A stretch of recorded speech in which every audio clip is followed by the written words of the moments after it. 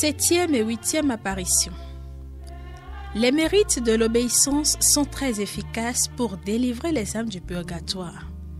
Saint Jean Climac dit que celui qui obéit est certain de plaire à Dieu et d'être traité avec bonté à son tribunal. La bienheureuse Émilie, dominicaine, prieure du couvent de Sainte Marguerite à Versailles, faisait l'impossible pour convaincre ses religieuses du mérite de l'obéissance. La règle défendait de boire entre les repas sans permission.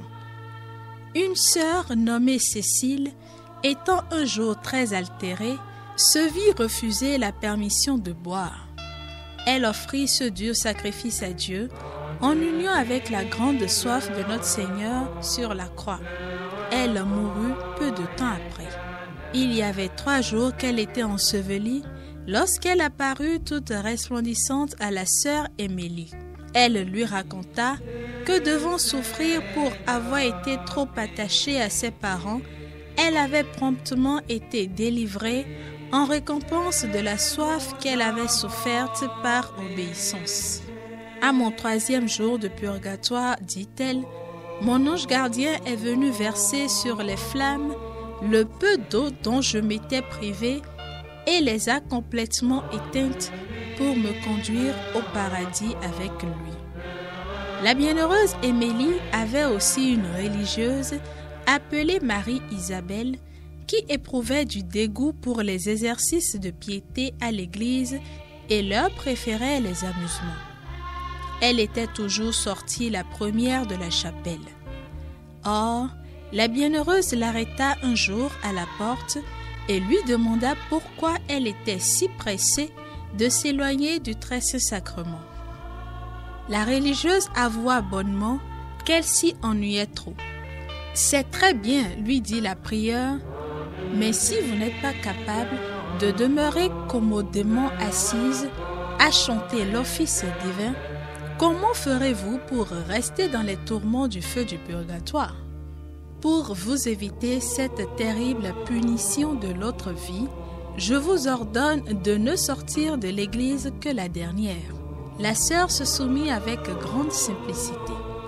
Dieu bénit cette obéissance en lui ôtant le dégoût et l'ennui dont elle se plaignait. Elle éprouva au contraire une grande joie à prier et à rester à l'église après toutes les autres. Ce n'est pas tout. Elle optait encore, à cause de cette obéissance, que toutes les heures, ainsi passées à prier dans la chapelle, seraient diminuées sur la durée de son purgatoire. Sans doute que ce fut la bienheureuse Émilie qui lui obtint ses faveurs, car ses prières étaient si efficaces qu'elle obtint que les 3 jours que son propre père devrait passer en purgatoire fussent changés en 3 heures seulement.